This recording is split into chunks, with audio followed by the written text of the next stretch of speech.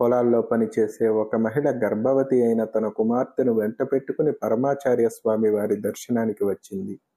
కడుపుతో ఉన్న తన కుమార్తెకు మంచి పౌష్టికాహారం పెట్టలేకపోతున్నామని స్వామివారికి చెప్పుకుంది. అప్పుడే ఒక భక్తుడు పెద్ద పాత్ర నిండా గట్టి పెరుగుతో స్వామివారి వద్దకు వచ్చాడు. వెంటనే స్వామివారు అది ఆమెకు ఇవ్వు అని ఆజ్ఞాపించారు. అది చేతులు మారింది. మరొక భక్తుడు 2 పాత్రల నిండా మధుర పదార్థాలు తినుబండారాలతో వచ్చాడు. అది కూడా చేతులు మారింది. ఇంకొక భక్తుడు రాగానే స్వామివారు ఆమెకు కొంత ధనం ఇవ్వని చెప్పారు. ఆ భక్తుడు ఆమెకు డబ్బు ఇచ్చాడు. ఎంత డబ్బు ఇచ్చావని అడిగారు స్వామివారు. ఆ భక్తుడు చెప్పడానికి ఇష్టపడలేదు. స్వామివారు కేవలం కనుసైగ ద్వారా ఆజ్ఞాపిస్తే లక్షలు కోట్లు ఇచ్చే భక్తులు ఉన్నారని అతనికి తెలుసు. కానీ స్వామివారు సమాధానం చెప్పాల్సిందే అన్నట్లు అతని వైపు చూశారు. స్వరం తగ్గించి, నా వద్ద 4,000 చిల్లర మాత్రమే ఉంది పెరియవా, దాన్ని మొత్తం ఆమెకి ఇచ్చానని బదులిచ్చాడు.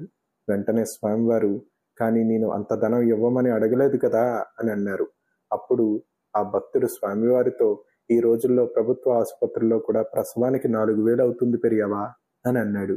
స్వామివారు కొద్దిసేపు అతని వంక చూసి, నువ్వు సాధారణ రాముడివి కాదు, దయారాముడివి అని ప్రశంసించారు.